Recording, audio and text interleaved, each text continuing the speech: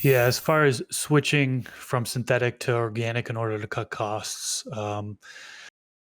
yeah, I think it really comes down to cost per application, but more so cost per plant for a full grow cycle.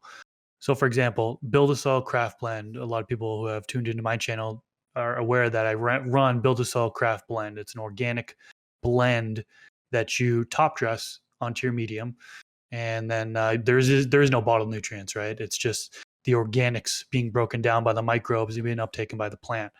Well, I'm looking online right now, buildasoil.com, and their craft blend. They've got a 25 pound food grade bucket for $100, and that's with the shipping. So what does that actually equal to per plant? So actually going down and doing the math on how much that's going to cost per plant, how far is that going to run, and then compare it to bottled nutrients. So what they say here is it's about little over 8 ounces per cup, half pound. So it's like a half pound per cup. And now, how often are you applying that to your plant throughout the grow? Well, if you start with a something like an organic soil, like Fox Farm Motion Forest soil, for example, you're not going to need any nutrients for the first 30, 40 days, right? So a lot of people are starting out with a organic soil that's already has is already blended up with nutrients that are going to last you for 30 days. Then you're just top dressing 1 pound, 1 cup per plant at the 30-day mark. Then you're flipping the flower. Then you're doing it at the 30-day mark in flower. And then that's it. So you're only doing 2 cups per plant.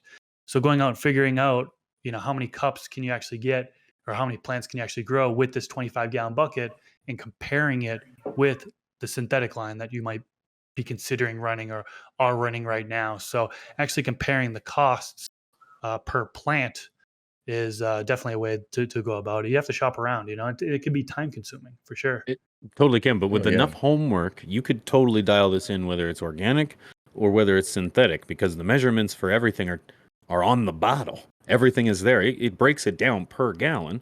You're gonna know. Are you gonna feed your plant every feed, or are you gonna feed every water? Sorry, I guess is a better way to put that. Are you gonna do an alternating program where it's a feed water, feed water? You can break that down, and even though every plant is a little different, synthetic, I can almost drop my hat at the specific time I know when my plants are going to be watered. It's every other day. It's typical, unless I do something maybe a little heavier or something outside the ordinary. Every other day, 5-gallon pot with a plant every other day. So calculate that and figure it out. What's what? I'm using 11 milliliters per gallon. I've switched over to VPS, so you break that down. You're doing maybe 2 applications a week over the course of 8 weeks. That's 10 that's 20 milligram a week times 8 is 160 milliliters per cycle. So then apply that to flour, and you can figure it out. You're using a quart bottle, which is, I'm not sure what that comes into milliliters, but I'm sure it's a lot, probably 1,000 or so. I'm not sure. But yeah, and ask yourself, are you ready to go organic? Are you ready to go synthetic?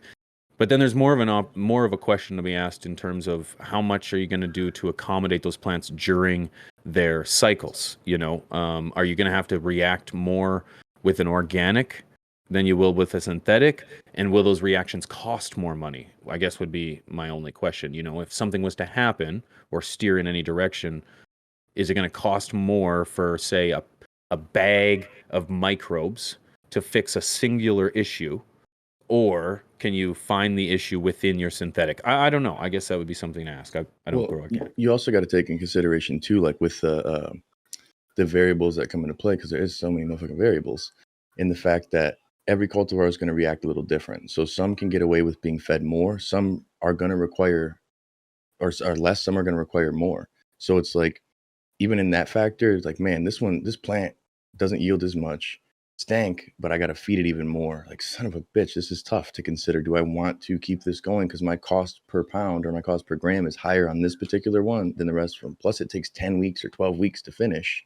So the electricity on there, if you look at it from a micro perspective and then get macro, it's easier to see where you can cut costs without hurting your quality. Because it's like, well, clearly this plant stank, but it's taking me too long to grow.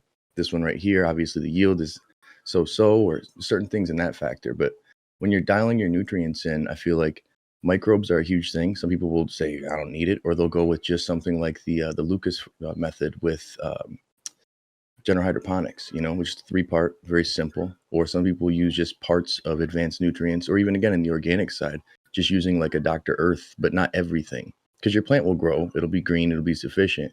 Not everybody needs to, well, they do, but not everybody realizes they need to get the dankest of the dank out of that cultivar.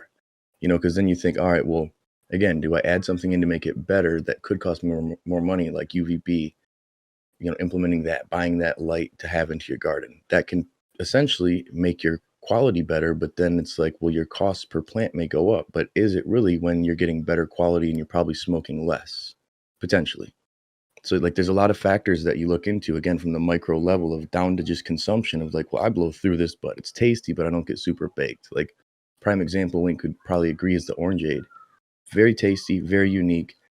Don't get that baked off of it. So you're going to blow through a bunch of that. So then you're like, well, that whole plant got smoked quick versus this shit rocks me, man. I have this fucking pound for a month to 3 months, really depends. So there are so many variables. This FTS clip was brought to you by AC Infinity, leaders in garden innovation. Use discount code TheStash15 at checkout to save some money on your order. From the Stash Podcast.